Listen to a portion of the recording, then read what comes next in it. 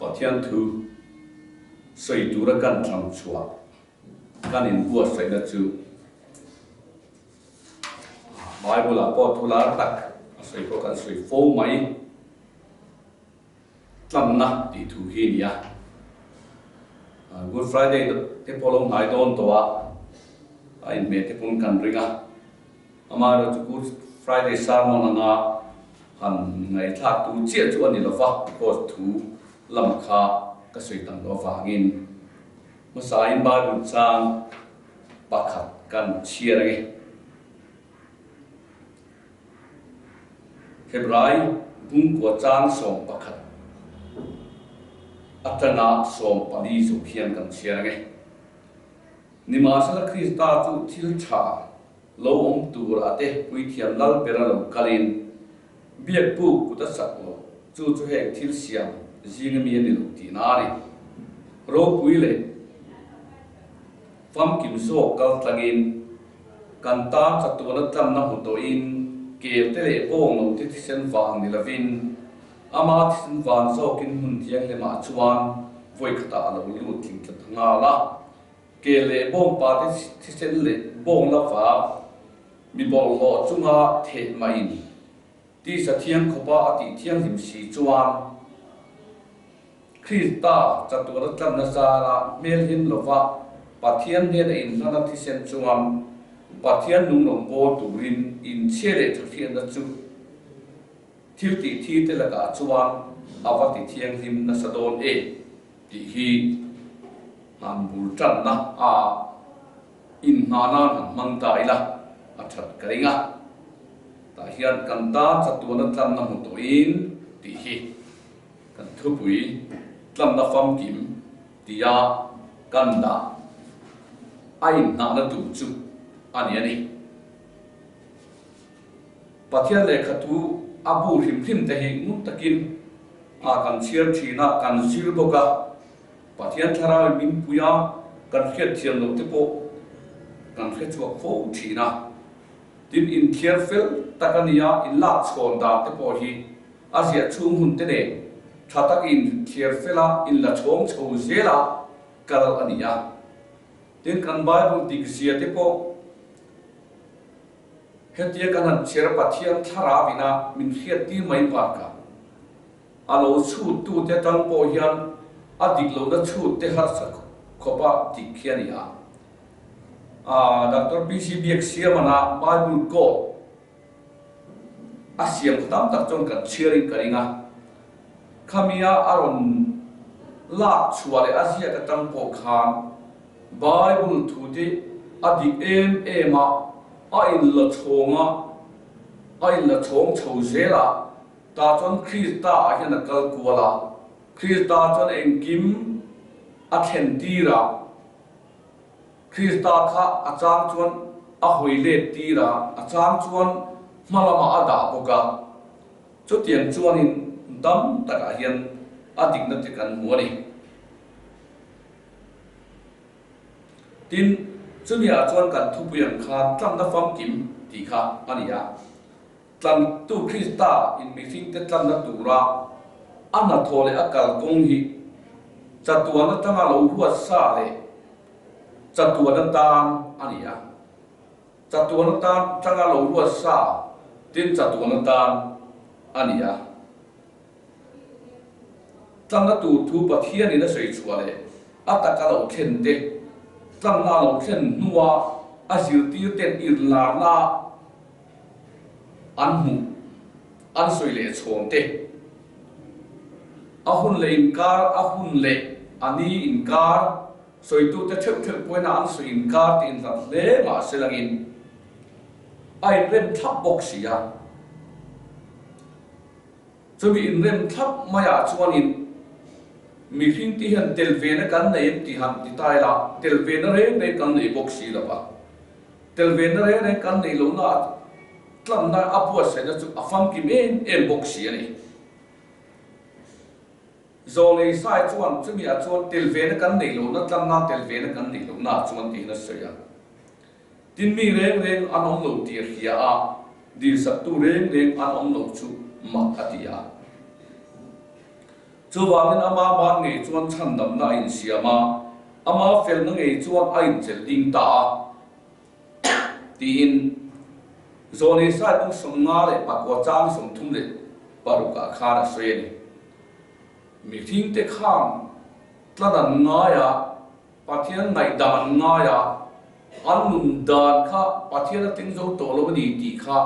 an hre hok lo wa pathian ne na chu ti nga tam tu chuan dil na ko an nei ngai lo wa ti thu da yan chiam te kan mo ni tin khovel pum pui kan ngai tua poin lali sualo kan ma thu kha lo omin thu chuan mi masa ho ring tu masa ni lo thu thung lui hona mi ho kha eng lo om tu kha a hruaya an mon chu ri la chon eng te lo om to ma se khovel pum pui kha thimin pathian thu tak kal tlang no lo kha chu thim ativekan chumi wang chuan in zona le khaton pakhat na a chanjin tha zona bung khat thua te po khan kan chiar chuan in he ti hian atia bung khat chang a khan in ti hian a lo sei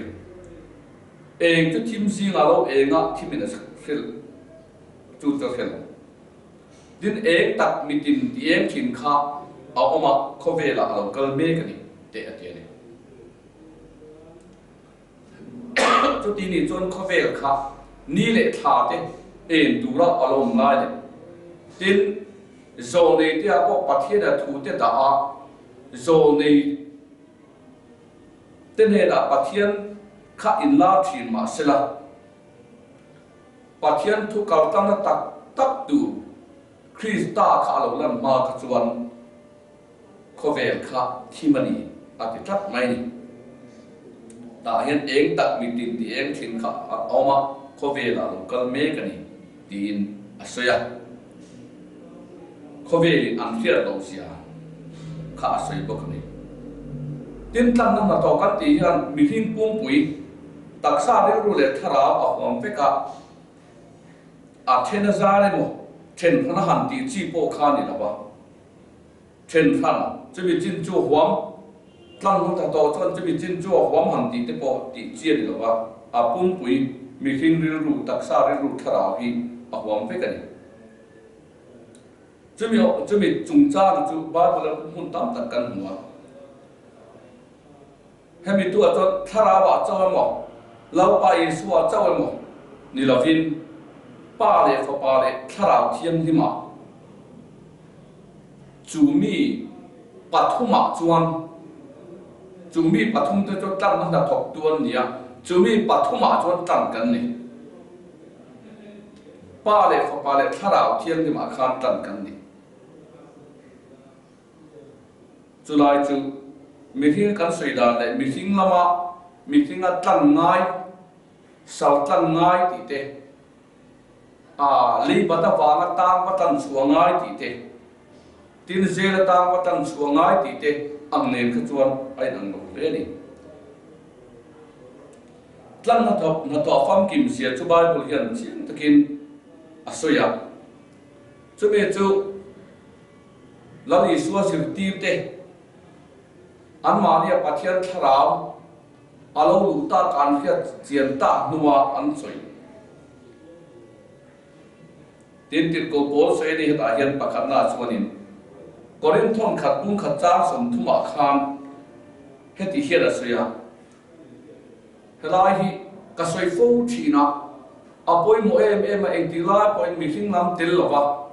pathian in tlang nam na thole min tlang na fam ki me hi hian asiak ching em mani nang ne ro chu ama sara krista isu a chuang in omani ani chu pathian ne na ta kantan finna siamania felna te tlanna te ne tin ama chu kantan finna felna thiam himna tlanna te helai soi jao de tang tai la khoro pui tak maya kan du dona chút ta lu tu chuan ticket ta ngai à chút ta lu tu ta chuan sum eng mo zat nei mo ticket eng mo zat nei mo tin an ma ni lama phut khamia zuk lu ting tu khan mamo an nei ngai te kha om thin ani hei tunlai chuan ID te kan mamo poi mo em maya ID te lo chuan eng mai siam thei to lo mo ti mai tu ra ni a helai hianin helai tan na soi hian lang ne ro cho ma sa ra Krista Isu a choi omani ane chu kan ta ka thian hen ta fin na te fel na te thiang hin na te tan na te ne siam ne ti hi adik tak chon pathian in mi hringa a phu ta chu angen kan chen le the na tura pathian nen kan in pum khat le the na tura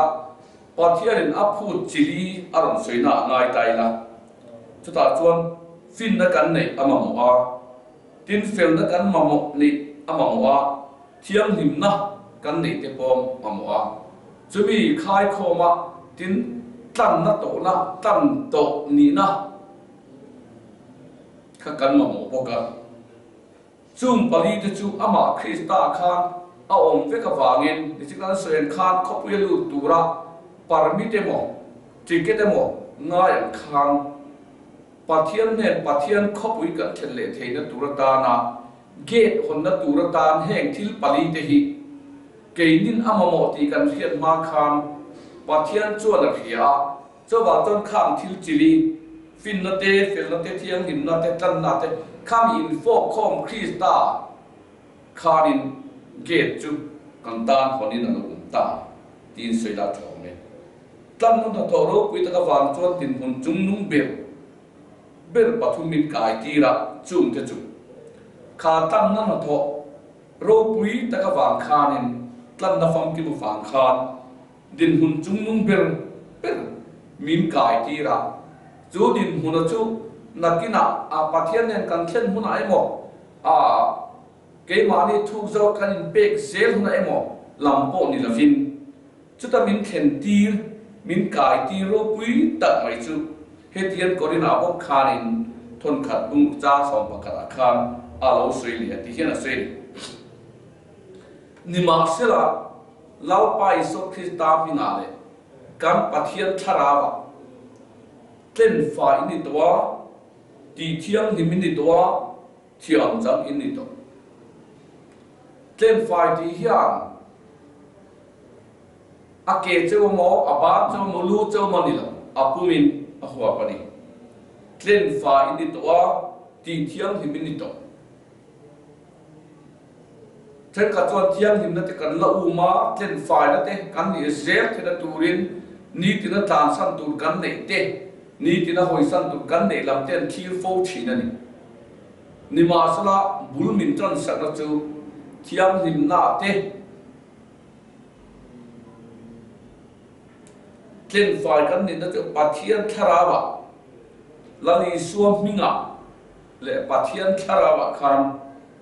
ti thiang him tlen fai thiam chang tlen fai ati phota ti thiang him ati to a tlen fai to po kha ati thiang him ati le ta ni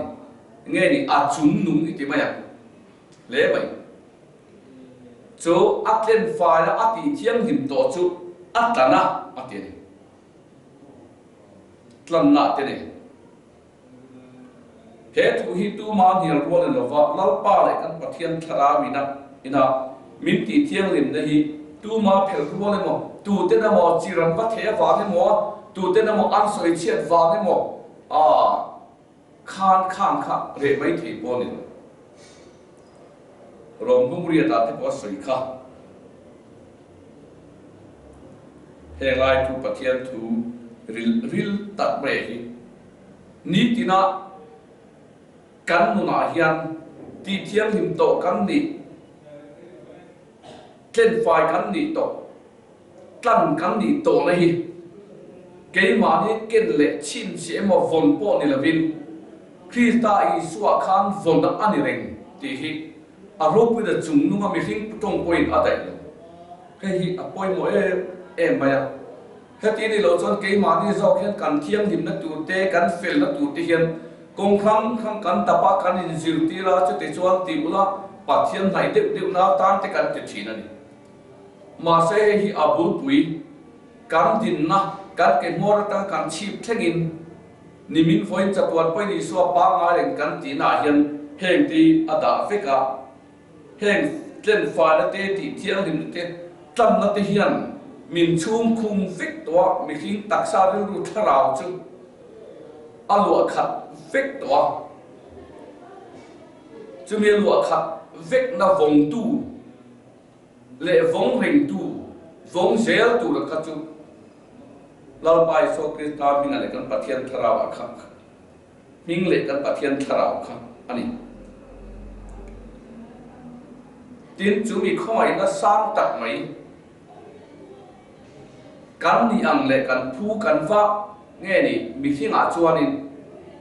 kan va tho chua ang kha chu lo ania tin pathian te sap tu sui khang lang ila a chi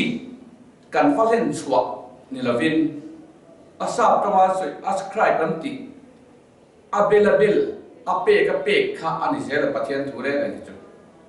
eng mai kan len chua wa na lavin min pe ka wangin chu mi len chuak thei tur jan chak na min pe thin ani min pe to wangin chu tiang ang tak min pe ang tak anung tur kham chak na turin pathian thara min pui so khelo ni ha chu khumai na chu du ta ka chu na thon min pe thi chana wa na ma chuan kan tan na kan ni ni ati ri a thi chana wangin hey good friday di don a thi chana wanga tlan na a thi chana ka sual ten wa na ka be kin tin renga kan sui le don a thi chana wa na ma chuan kan tlan na kan ni efesi bung khát chan le chan sri khan suya du tak a chuan a thom a pe ka pe a thom ti se la kha pathian thuro pui na chuan ya ti hian a soi zui boka kami nu le khan kan bo chiat na te ngai dam na chu ati tlam na te kha ati sana wa na ma chuan tlam na kan ne ya chuta a soi le chuan kan bo chiat na te ngai dam na chu ati le ta kelai aro pui khop mai atana chu ba chon an bo chiat na te adam ngai dam sun nga ati ni ni china khan kan chiam na sak bera khan hebrai khan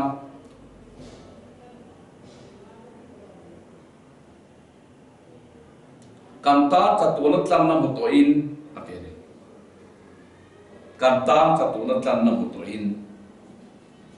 chu chatu wang chu tu na in trana aom se na om se don tin so na sia bokyan soi tai la a hian tlan na fam kin min tlan dan kha hero pui ka tia ka soi fu thi dan tin soi ring tu po ni chan tin tha so na sia bung ka ta kha ni chang som por ka khan tin na tia a fam kim na kan chang theu khongai chu ka khongai le chom na ne dan thu mo sia ra pe khongai na le thu ta isu krista wang in a lo atlam la wang khan pathian fam kim na kha kan chang theu maya chuan khongai na le thu ta kha isu krista wang in a lo ta chu khomai na le thu tak in fo khom chuan mi hing suwa te ngai dama afam kim na min chan tin huma afam kim tai kan hu ni tinan tian tilia kono sa ati khan ani chuan thim thu nei na la ka tang min chan chuwa kin afa pa mai takara ma chuan min kai ti ta ti hiaman pathian fa pa pathian afapa ahmangai takarama chuan min kai tir ta hamti te hi than kha chuan chatuana ta mo kan thir huna pathian rama kan lu na tura te panan nei tu ni mai thia ma se tu na hian afapa ahmangai takarama chuan nang le ke min lo kai tir tak maya tu na hi kan kaya kan thil mui ai zo thile mo a khober dana mo in le lo ro pui ta ke mo kan chen na po heti mai te hi à thiên công phi ta thiên cho ta ba thiên cho thình phê là rằng mình mua công phi mua à nghe này máu mà mua cái chuyện đó chuyện một bộ này sẽ là mà sẽ phát hiện thu là mình cái tiếng lệ mình đàn nó lại tất cả chuồn team thu này na ek tak mình tin tiếng trên local khan team thu này là cái trong mình sản xuất khan alpha mai tất cả mà chuồn mình cái tiếng ta ama chuan kan tan na kan huni kan sual te ngai dam na chu atile ta ama chuan kan tan na kan huni kan sual te ngai dam na chu aro pui kho man tlan na khan sual ngai dam na kha aking na fik fam kim na tin rek chu ma om reng ben akho thi sen chuan rem na lo siamin le thil om te le fa na thil om te ama ne na in rem tiri palung ni zong takani ama chuan eng kim ama ne in rem tiri palung ni zo tak ani ate hero pui ka ti mai fam kim na tin reng chu ama om reng le akho ti sen chuan rem na lo siamin eng kim ama ne in rem tiri palung ni zo tak ani le thil om te le va thil om te kha ama khena in fo khom tira ama khana ena ama khan eng kim a chok chua ka ama khan eng kim thil lu le lu lo te thil sang le sang lo te avain ama khan a in rem tir atian e ro pui hle mai chang chon pathian atang lata anga te au chok ngai tin chang chon pathian ni kan ngai tu thina pathian thu te bai kan ta su thina ni ma se na tu na chon kan om na chu krista ama khan ke ni leya bo che to te bo kha ama chon min hi chawa van lam ma ngai da thu ber te bo chu ama ron om bo ka fam kim na tin reng kha ama om reng te kha min chan tir ta tin sai bong sumni pali cha sumni pani chuan in bo che da chu chum cha mup ti bo in ka ti bo ta in suam da chu chum ti bo in ka ti bo ta bo ka kan ne na lo ka le ki le ro ka tan to si chawa ti khang o khan tan to na khelo wa ni ma sal in bo che da te bo ka la bo to ka thai bo fik to chum cha te mai chen bo fik en ka chen bo fik to chu wang chon kan he na in lo ki thei ta ka tan to chewani ka tan na fam ki mi hi a om to ani atiani chu tu la hian khola ya mi te khongai da dong lo la in khia te po kham tan to awang ki tur khai ni ki ra wang a tan na kha vanei tur poi ni to lo a tan to awang ki tur khai ni tin lali suwa chuan zona bung so pasri akhan atong trai na chuan heti hian atia nangin ro puina pipe kha ken an ma ni ka peta an ni tu pum khat an ni da turin ke ni pum khat kan yang bok hian atia nangin ro puina min pe an ma ni ka peta ma chuan hemi zor han bung so paruk chang ka so pasir chang ka tho hian heti hian ati lali suwa ka atong trai zir tir hu te tan khan an ni chuan i thuan zom ta ti se ne eng vai ne lali suwa khan an ni chu ni thuan zom ta ti le kami nu za no ka khan get mani huanga lungai ta ka tong trai lai khan zir tir te mun thang de ba oma ama fan manani khan ngồi te min ven pui min tong trai pui ron ti bo khan an ni chu an lamu hil ta la mo ta chuak em a adik takin patling valai tak mai zan khat pola tlei van ma mu chuak em ringot mai kha chu mi khing lama chon om thei la bang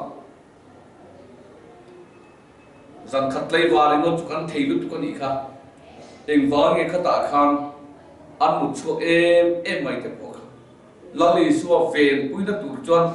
chak na mi khing hian an nei lo sia kha chiang lu tu kan ven pui tu ren chak na an nei lo ma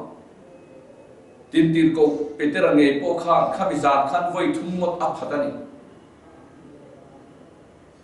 trên voi thung mà ta phật ba ta mi tâm ta khan zir tir ta ka an kal bo ve ka petera hoi sen de kha pilata in chunga khana lo lu ve ngam chok kha nia chu ti chung chona ma lai khan ta li suwa chuan an ni chuan I thuan zom ta ati mai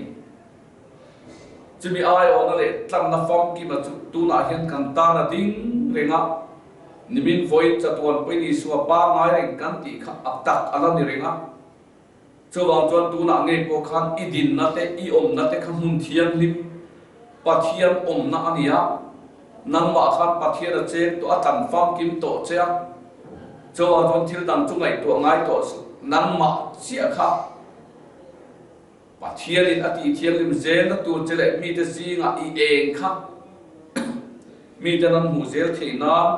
heng ka thu soi te ring ro heng ring chan hian nung ro tlan ni to da te ti thiam lim ni to da te ti fam kim ni to da te mang hian nung la heng te nun pui la heng te hil chin ro ti tu na ko khan te ke ni mi mal tin te po hi chu min ko na le min da na chu ani chu wa ton he tlan noi a fam ki ma kan ta ta to na tlan na mu to in ke te le bong no te thi sen wang ni lovin ama thi sen wang so kin voi khata alu tling tla ta na atiani